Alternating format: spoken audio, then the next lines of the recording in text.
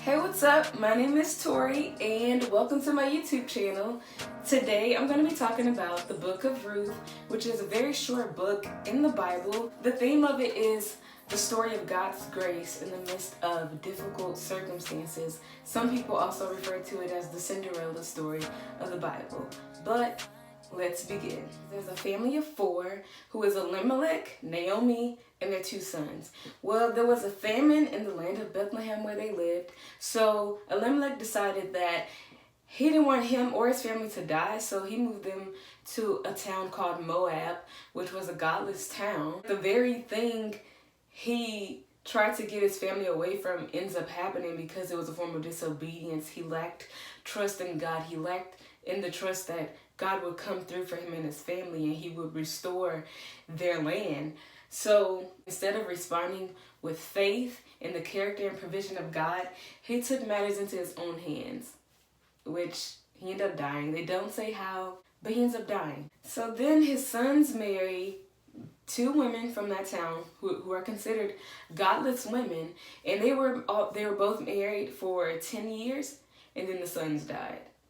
So once again, the very thing they tried to escape ended up happening to them anyway. And I just wonder how different this story would have been if Elimelech had decided to stay there, and like how God could have worked on their behalf in this story. But at the same time, I'm glad that this story doesn't show perfect people who always obeyed God and always did the right thing. Like, it shows imperfect people just like you, just like me, who don't always listen, who think that our way is better than God's way, and we always end up wrong. And then you have three widows who are left barren and empty. The very thing that they felt secure in, the very thing that they thought their legacy would come from, has now been stripped away.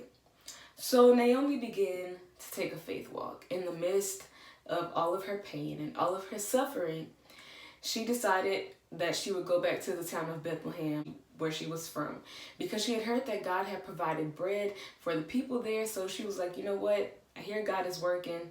I'm going to go and see if God can work for me, even though I'm hurting. So they head back to Bethlehem, and then she stops. And she's like, no, you know what, y'all stay here. And she prayed a prayer over them that God would deal with them kindly as they have dealt with her and her family. And she was just encouraging them to go back so they can start their lives over, so they can get married and have children.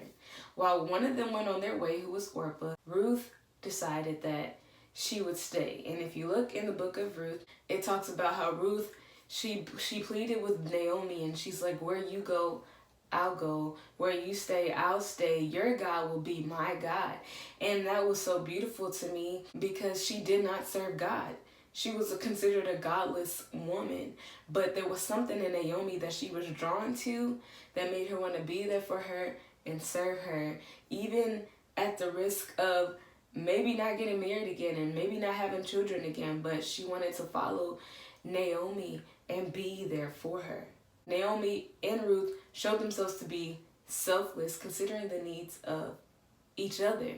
On the 50-mile journey back, I can just imagine how many times Naomi probably wanted to give up. It doesn't say how old she was, but I'm sure 50 miles wasn't an easy journey for her. Probably not for anyone. But, I mean, she was going back on faith, not knowing if she had any relatives, not knowing what she would exactly come back to. But she just knew that God provided something for those people, so maybe he would do the same for her. I know she was probably feeling like, okay, if I come back here, are the people going to judge me? Are they going to mistreat me? Because when I left here, I was married. I was secure. But now that I'm returning, I'm barren. I'm empty. I'm broken. I'm a widow. Like, how are they going to view me? They're going to think I'm a failure. And when they did enter into the town, one thing I love about Naomi is her honesty. Her honesty was one of the major things that stood out to me, because even after experiencing a great deal of loss and sorrow, she never rejected God. But even when she got there and the people were so excited to see her, she was still bitter. And you know, when you see people and they're like, how you doing? And we say, good, fine. And really, like, we're going through some crazy stuff. But with her, she was just honest with it. She wasn't fake like we do. She was honest and she was like, look, okay, I'm tired. I'm broken, I'm widowed, I'm barren, and I feel like God has forsaken me. We all come to that point, or if you haven't, you will. Even Jesus came to that point, feeling as though God had forsaken him. And it's just that God uses situations, he never leaves that side, but he uses those situations to show us that he's always there, but you have to trust in his divine plan for our life. But it's hard when you're going through it, because I'm a witness. I'm going through it right now, but I know that God is working on my behalf, even though I cannot see it. His invisible hand, it's working. Even when I'm praying and I think he doesn't hear me, I know that he hears every prayer because he's God, and you have to let God be God. But I believe that he honors your honesty. Like, you give God room to work when you're honest with him about how you feel in the situation that he has placed you in. I know for me, I write down my prayers.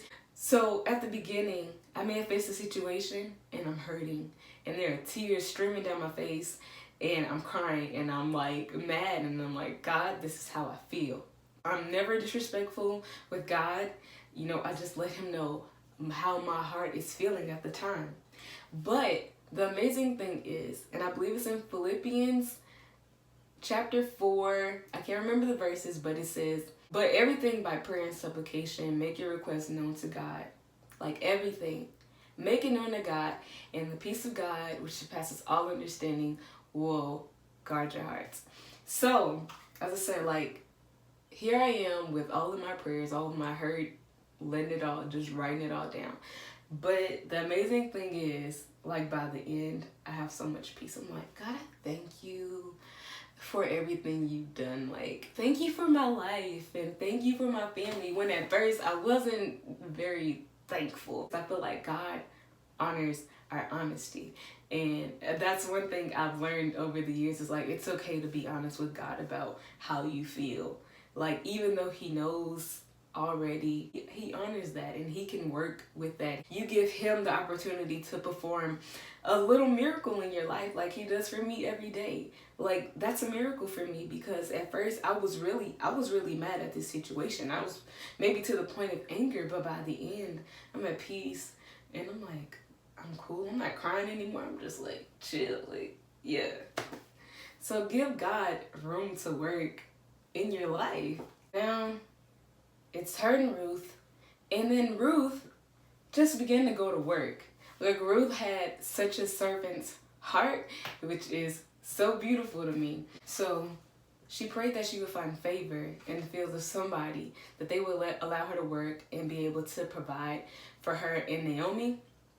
And I know the work, it was probably grueling. It wasn't up to her true potential of what she could do, but she had to do what she had to do in order to provide.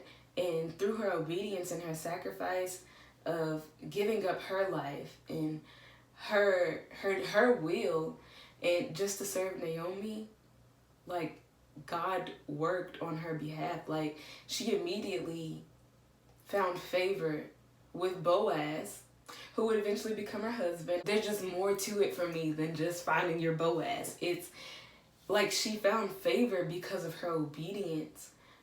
He allowed her to work in the fields with his maidservants, and he blessed her more than she even asked for, more than what she worked for. I relate to this in my own life. I had to give up my will and my plans, first off surrendering them to God, and then being a servant to my own mother. After I graduated college in December 2016, I really thought 2017 would be my year. I thought it would be about me. I would find a job, I would have my own place. You know, I just had this in my mind of what life after college would be like. And I got a rude awakening. Like, reality hit, and the last thing I wanted to do was move back home, and I had to move back home. And I'm like, God, I don't want to. Like, you know my heart's desire. But I had to surrender my will, and I was really frustrated because I wanted a job. I wanted my own place. I didn't want to move back home and have people think that I was a failure. I didn't want that to be my story. And so one day, writing down my frustrated and angry prayers, God interrupted that one night, and he just began to speak to me. And he told me to not despise the place where I am now, because he has planted me here for a reason. I am to serve. Yes, I'm going to go through some things, but he's going to use this for his glory. He's going to make it work for my good. And so I immediately got peace, and that carried me through 2017, because after that, I didn't know life would go downhill like it did. I didn't know the trials and tribulations that I would face. So my mother was diagnosed with breast cancer 4 times in a 10-year span. So this 4th time that she was diagnosed, and she went through chemo, all of that, the tumor didn't shrink. So that caused many complications from February to October. We were literally in the hospital every single month. All these complications, surgery after surgery, things just not going right. She lost tremendous amount of weight. She looked completely different. Everything was just not going right. And even as she was admitted to the hospital all those months, God told me to serve, so that's what I did. I served, whether we were in the hospital or at home. I stayed with her in the hospital every night. The nurses knew me, the doctors knew me. Like that became our second home. And all I knew was God called me here to serve, because I couldn't be anywhere else in the world knowing that my mother is going through something so severe. And in that, God worked on my heart. He humbled me. He helped make me better in such a difficult situation. Last year was full of a lot of tears. It was full of a lot of hurt. Like, I was waiting for God to come through and just perform a miracle in our lives. And he wasn't coming through in my timing. It just wasn't working. I was tired of having to go to the hospital every single month. I was tired of staying there. I was tired of having to watch my own mother go through this and be in so much pain, and so much happened to her body. Like, so many things they had to do to her. It was painful. But I watched her, and she never gave up. She was a fighter. And I say was because at the end of October, she did pass away. And that was the hardest thing, to watch the very person who God used to give you life, to bring you into this world, and to watch that person take their last breath. It's hurtful. It's a pain that it can't even be described, because even after it's been 6 months and I still feel that pain. I still can recall those last moments, everything. But I'm just grateful for the time I got to serve her. It was an honor to serve a woman of God such as her. I was able to be by her side and bond with her. I didn't know that this last year would be my last year with her. So I'm still getting through the process. Even after she passed away, there was a point I felt hopeless. I felt lost. I really did. And even though right now I still don't have a job, I'm still serving. Like, I have to continue to find myself busy serving in my church, doing something. It's important to serve, if nothing else. Do what God has called you to do and serve, because he'll begin to change your heart, and he'll work on your heart, and he'll work on those things that only he can do, and he'll fix situations, and he'll make them better than they were before. So I know what it's like for Ruth and Naomi to have to adapt to a new normal. New normals don't feel good. You don't want that. You want your normal, not a new normal.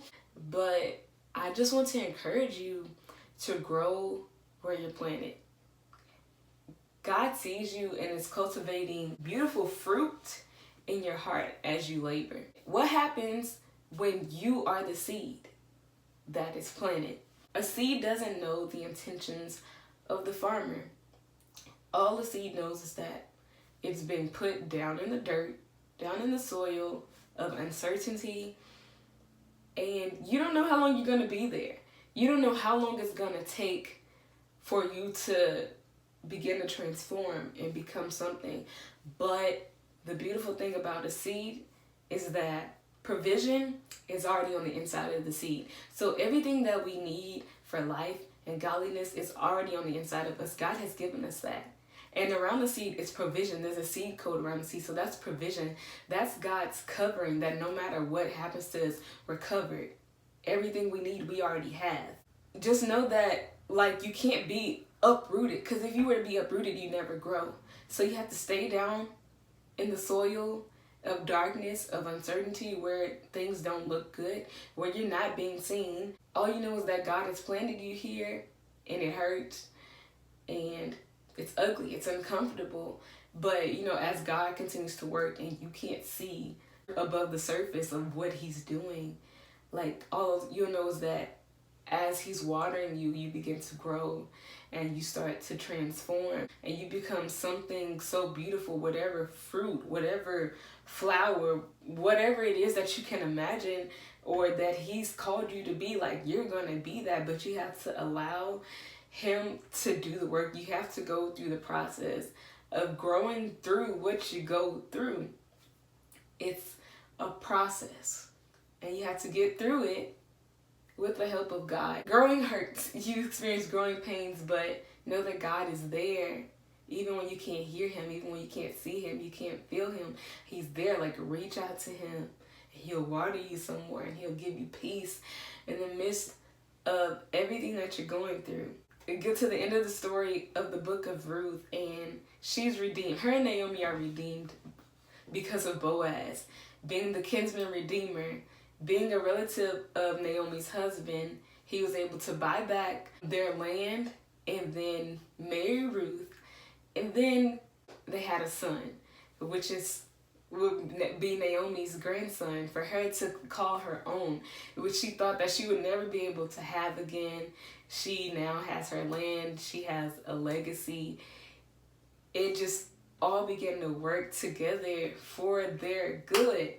And I love how God used the most unusual, imperfect people, such as Ruth and Naomi, because in their grief, they're now in the lineage of Jesus. Like, what? How could, like, God use the godless woman who was widowed and probably looked down upon both her and Naomi, and he used them to be in the lineage of Jesus? He used them. He used that difficult, ugly situation and brought out something so beautiful. So wherever you're planted right now, keep growing. No matter how ugly it gets, no matter how bad it looks, keep growing. Grow where you're planted. And trust that God will do what he said he would do. That he's there, he knows, he sees you. And that's all I have. Thank you for watching. I pray that you were blessed by this. I love you. God loves you. And I'm praying for you. Thank you.